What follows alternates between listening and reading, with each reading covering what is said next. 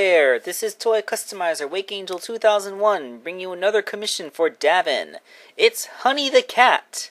Now, we're going to do the usual thing where I make the figure for you all, but first we're going to do a brief history lesson on the evolution of Honey the Cat as a character, such that it is. Honey actually started out as a character in another Sega fighting game, The Fighting Vipers. They had planned to put her into the Sonic the Fighters arcade game, which used the same basic fighting engine as it, but at the last minute they opted not to put her in. She is in the data though, and usually was only available as a hacked character.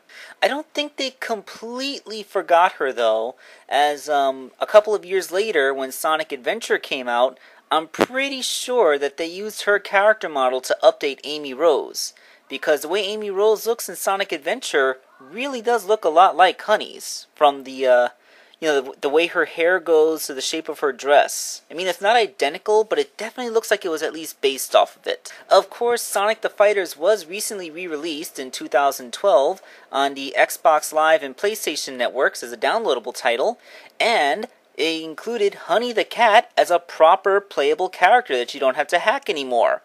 I mean, she's still kind of hidden, but she is legitimately playable without needing to hack. So, to celebrate Honey finally becoming a playable character after all these years, the creators of the Sonic the Hedgehog comic decided to give her a cameo in the Sonic universe, issue number 40.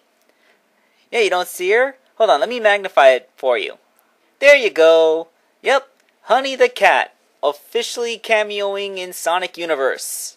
I didn't say it was a very big cameo. So yeah, so far this is the only extent that the comic book has acknowledged Honey's existence. And now you know the rest of the backstory. A little bit of a Freakazoid reference. Alright, let's talk about making an Amy Rose figure into Honey the Cat. Yep. So let's start with her head.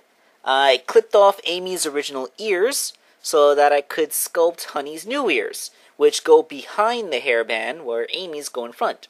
I also sculpted her hair and covered up I made the bridge of her nose to cover up the gap, to make it so that Amy has conjoined eyes, Honey does not. My God, that was hard to get out.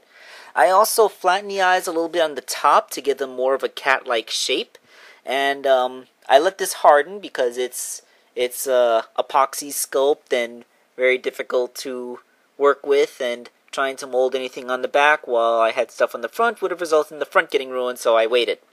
I also painted it first before I put on her pigtails, again because it would be very difficult to paint the pigtails around the pigtails once they were attached, which is fine since I don't have to stick this in boiling water. I don't need to worry about destroying paint. Haha. Honey's hair lace is made out of sheets of plastic, which are cut and folded into the right shape. This ensures that they won't collapse under their own weight or anything like that, and placed behind her ears just in front of the pigtails. Yeah, so that's Honey's head. Let's talk about how her body got made. So as I said before, Honey and Amy have very similar body types. So the modifications to the body are relatively light. I just cut 2 slits on the front of the dress because, I don't know, Honey has that thing. I don't know what that is. I don't know what that's supposed to be. And the tail is a Knuckles tail. I just inverted it so that the pointy end is in her back and the wide end is, the edge. I just had to sculpt over that to make it round because, it's flat now. The lace trim around her dress is now made out of plastic. And I also made Honey's little wings. They are also made out of plastic. Do you detect a theme here? So you attach everything together and give it a proper paint job, and it looks like Honey's body. That is Honey's body. I don't know what else to say about that. Let's move on to the next part then. So Honey's boots, again, aren't that different from Amy's boots, although I did use my Dremel to sand the toes a lot pointier, and I cut the heel to be slimmer. Not quite stiletto slim, but, it's slim. I couldn't make them any thinner because the peg hole is in that heel, I also used epoxy sculpt to cover all the scars from the sanding so it looks nice and smooth and rounded. Well, still pointier than Amy's shoe, but, a little rounded. You get what I'm going for. So those are the boots, and her arms and legs are mostly just repaints, although I did have to make the lace things around the base of Honey's gloves, and painted the back of Amy's hands red because the back of Honey's hands are red.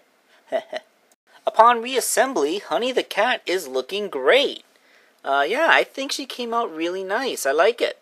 I like looking at this thing. I am proud to have her standing on my desk so I can mess around and pose her around a bit. I wish I had the Knack, Bark, and Bean figures I made a while ago, because then I could recreate the Sonic the Fighters crew with her as the final playable character. Because, it's really nice, like, upon creating this Honey, unlike the first two Honeys I made, it's nice to know that she actually is a canon character, and not just something you had to find and hack data anymore. So yeah, congrats Sega, you've added another female character into the canon. Good for you. Alright, the next commission figure will be Nazo. I'm also working on Blaze Woman, so I'm not sure which one's going to be finished first.